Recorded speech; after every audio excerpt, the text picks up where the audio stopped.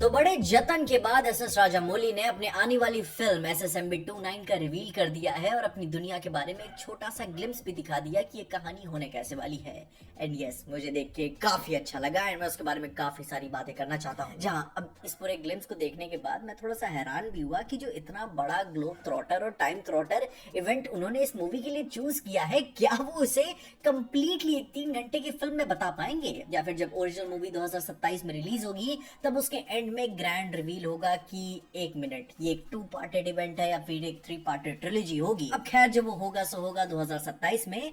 मगर एसएस राजामौली की next film के बारे में हम फाइनली अब बात कर सकते हैं। उनकी फिल्म का टाइटल रिवील कर दिया गया है जिसका नाम होने वाला है Varanasi, which also gives us hint कि अपने इस कहानी में महेश बाबू फिल्म में एक बैड एस बनारसी बाबू के रोल को निभाएंगे। जहाँ पे जब ग्लिम्स की शुरुआत हुई थी तो अपने राजामौली ने आईमैक्स पे काफी ज्यादा एम्फेसिस दिया था, जिसके लिए उन्होंने इंडिया की सबसे बड़ी एलईडी स्क्रीन वाली पैनल भी बनवाई और अपने आईमैक्स के टेक के इंपॉर्टेंस को समझाते हुए उस स्केल को भी दिखाया कि भाई ये कितना ज्यादा एपिक फील देकर जाता है, कि कैसे एक आईमैक्स होता है, एक लाईमैक्स होता है और कैसे एक ट्रू आईमैक्स होता है। और यह फिल्म वाराणसी आईमैक्स डेफिनेशन के लिए शूट की गई है, जहाँ पे ये अब आईमैक्स कैमरा से कंप्लीटली शूट तो नहीं हुई होगी, ऑब्वियस सी बात है, पर ये आईमैक्स के लिए बनाई गई है। वो जो पूरा अपने सीजीआई वीएफएक्स का इस्तेमाल करके कंप्लीटली उन्होंने उसे एक्सटेंड किया है। एंड जिन जिन लोगों ने वो आईमैक्स एक्सपीरियंस किया है किसी भी डेफिनेशन में, वो फीलिंग जानते हैं कि जब आप आईमैक्स में देखते हो तो क्या ही एपिक फीलिंग आती है। जहाँ पे अब खैर हम आईमैक्स की दुनिया में पूरी खो तो सकते हैं, मगर अब अपने ग्लिम्स की शुरुआत से बात करें तो ये ग्लिम्स एक तरीके का कॉन्सेप्ट आर्ट के मोशन पोस्टर्स का एक कोलाज है।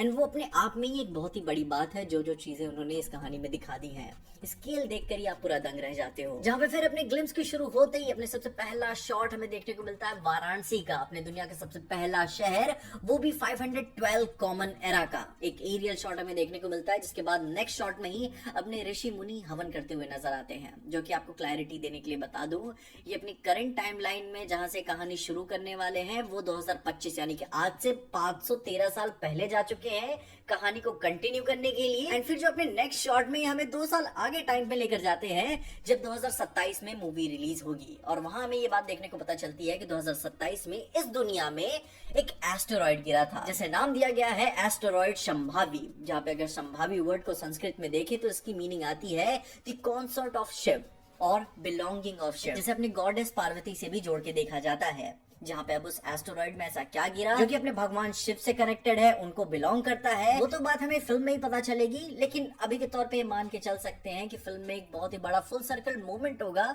एक तरीके का पावर सोर्स या मशीन जो अपने गाय को बहुत ही ज्यादा पावर देगा। एक क्लीशे थ्योरी तो हम ये एटलीस्ट यहाँ पे बना ही सकते हैं। पर उसके बाद से जो वो नेक्स्ट एस्टेरॉइड गिरा है वो गिरा है रॉस आइस शेल्फ में, जो कि अंटार्कटिका का सबसे बड़ा आइस शेल्फ है। एंड वो इसी ग्लिम्स में हमें देख के पता चलता है कि हाँ वो धीरे धीरे टूट भी रहा है या फिर इंसानों द्वारा तोड़ा भी जा रहा है। उसके नेक्स्ट शॉट में ही अंडर वाटर में ही हमें एक चीज देखने को मिलती है कि उसके अंदर मोस्ट प्रॉब्ली एक ऐसी चीज छुपी हुई है जो कि कलयुग के लोग अगर ना ही देखें तो बड़ी अच्छी बात होगी। लेकिन अगर इन चीजों को थोड़ा सा साइड में रखो तो कुछ इंसान उस शेल्फ पे काफी रिसर्च करते हुए भी नजर आ रहे हैं। एंड ध्यान देने वाली ये चीज ये है कि जो आसमान से गिरी हुई चीज थी वो इस बर्फ में नहीं जमी हुई। भाई वो उस अंटार्कटिका में जरूर से गिरी थी, बट वो वहां से आजाद किसी और चीज को कर दे, जहाँ पे एक बहुत ही बड़े आइस ब्लॉक में कुछ चीज जमी हुई नजर तो आती ही है। जहाँ पे क्लियर तौर से अपने पहले फोरफ्रंट में तो हमें एक टूटी हुई शिप नजर आती है, वो भी पुराने टाइम वाली।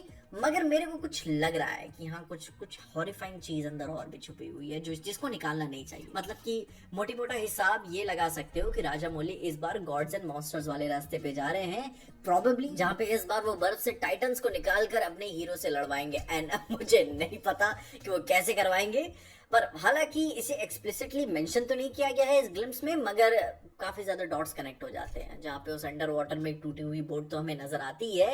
एंड जिस तरीके से वो टूटी हुई है मुझे वो लगता नहीं है कि वो लाइक नेचर के द्वारा अपने आप की, जहाँ पे अब किसी को ये आइडिया तो नहीं है कि ये पॉसिबल भी कैसे होगा कि एक प्री हिस्टोरिक टाइटन को हराना अपने करंट ह्यूमन बीइंग के साथ एंड देन बोट को तोड़ना एंड उसे जमा देना एक साथ, जो कि ये सारी चीजें आगे चल के सेंस बनाएंगी क्योंकि इसके डॉट्स एंड में ग्लिम्स के कनेक्ट होते भी हैं। मैं आपको बताता हूँ, जहाँ पे अब ये आपका गॉडजिला और जिला वाला मोनार्क जैसी चीज ही कुछ सेंस बना रही है, जो कि अगर आप सिमिलर थीम्स को पहले भी अगर मूवीज में देखा होगा। जिसमें फिर हम अपने अगले शॉट में देखें तो अफ्रीका के अम्बोसेली विल्डरनेस में हम पहुंचते हैं, जो कि आई फील की एक विजुअल शोकेस ही है। नाइट एंड डे का एक काफी डेडली कॉम्बिनेशन हमें देखने को मिलेगा, जो कि जंगल, सवानाज एंड रात में जानवर एक दूसरे को हंट कर रहे हैं, इंसानों से बचा भी रहे हैं। काफी टेरिफाइंग मोमेंट वो बिल्ड करेंगे। एंड अगर हमें कुछ लीक्स ग्लिम्सेस भी देखने को मिले हुए हैं तो वो अपने समानास के ही देखने को मिले। जिसके बाद अगर हमें कोई एक ओरिजिनल लोकेशन देखने को मिलती है तो वो है उग्रभाटी के वनाचल की, जहाँ पे वनाचल इंडिया के फॉरेस्ट एंड ट्राइबल रीजन्स को रेफर करते हुए वर्ड निकल के आता है।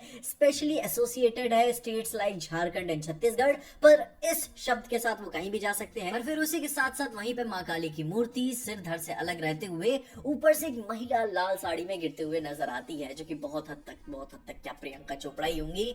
एंड थोड़ी सी इंटरेस्टिंग बात ये भी है कि केव में ग्रीन फायर जल रही है एंड वहां पे कोई ऋषि जो कि खोपड़ियों से लाइक इर्द गिर्द खुद को घेरे हुए किसी तरीके के हवन भी कर रहा है ग्रीन लाइट के साथ। उसी केव में अगर आप छोटे छोटे और भी इंसानों पे फोकस करोगे तो उनके में भी ब्लैक यूनिफॉर्म से आप थोड़े से रेसेम्बलेंस जोड़ के देख सकते हो कि अपने पृथ्वीराज सुकुमार जो कि अपने विलन साइड से आते हैं, उन्हीं की टीम यहाँ पे भी रिसर्च करने आ चुकी है किसी तरीके का डॉट्स को कनेक्ट करते हुए। मैं ब्रह्मास्त्र का नाम नहीं लेना चाहता, मगर हाँ एक्सप्लेन करने के लिए बेटर वर्ड यही है कि किसी तरीके के ऑब्जेक्ट्स को कनेक्ट करके वो एक बहुत ही बड़े पावर सोर्स को हार्वेस्ट करना चाहेंगे, या फिर कुछ एक ऐसा राज खोलना चाहते हैं जो कि इंसानों को नहीं देखना चाहिए अभी के तौर। लेकिन फिर पूरे ग्लिम्स में सबसे फेवरेट पार्ट मेरा आता है 7200 BCE के लंका नगरम का, जिसे आप अपनी सिटी ऑफ लंका के नाम से भी समझ सकते हो, जो कि अपने रामायण की रावण की लंका से आता है।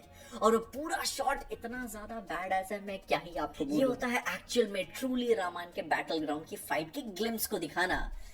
अब भाई मुझे एट दिस पॉइंट पूरा भरोसा है कि एस राजामौली भाई महाभारत को बनाने में कामयाब रह पाएंगे। वो भाई इंटेंसिटी दिखा पाएंगे, जहाँ पे इतना देख के ही मेरे लाइक दिल में इतना ज्यादा एड्रेनलिन भर गया था कि क्या ही बताऊं। वो पूरा एंड गेम वाला मोमेंट मुझे फील हो रहा था, जिसमें 10 टाइम्स और भी आप कैरेक्टर को ऐड कर दो। बजरंगबली हाथ में पूरा पेड़ पकड़े हुए हैं पूरे तरीके से तैयार फेंकने के लिए, और दूसरी तरफ वानर सेना राम नाम का ध्वज लेते फहराते हुए आगे बढ़ रही है, और पूरे ग्राउंड में पैचेस में आग लगी हुई है क्योंकि वॉर चल रही है। और उन्हीं पूरी वानर सेना के साथ एक ह्यूमन पिरामिड बनाए हुए प्रभु श्री राम निशाना ताने हुए इस टाइटन की ओर ब्लू लाइट के साथ तैयार है। अब वो सामने रावण को होगा या फिर कोई और होगा, I don't know. And I personally feel कि रावण अपना ऑरा इस तरीके से खराब नहीं करेगा, पर वो जो कोई भी टाइटन था आई थिंक वो उसी को फोरशैडो करता है जो हमें ग्लिम्स मूवी के शुरू में आइस में कैद होते हुए टाइटन के थ्योरी से फील हो जाते हैं। मेरी थ्योरी तो यही है कि इस बार अपने एस राजामौली भाई सीधे गॉड्स एंड मॉन्स्टर्स वाला हिसाब दिखाने वाले हैं, एक टाइटन को जिंदा करेंगे। जहाँ पे पता है सबसे बेस्ट बात मुझे इसमें क्या लगी, it feels like a war sequence proper तरीके से। वो जो पूरी एक बैड एस सीक्वेंस का एक छोटा सा मोमेंट नहीं होता कैप्चर करने के लिए, क्योंकि जब आप एक्चुअल रियल लाइफ में देखते हो ह्यूमन पिरामिड को बनते हुए तो वो कितना फ्रजाइल होता है। तो एक एक्चुअल वॉर के केओस में वो डिसीजन को लेना, तैयार रखना कि हमें वो पीक मोमेंट बनाना है, एंड वो मोमेंट की फ्रजालिटी भी दिखती है कि कितना नाजुक सा मोमेंट है। एंड वो मोमेंट बहुत ही ट्रूली बैडअस था।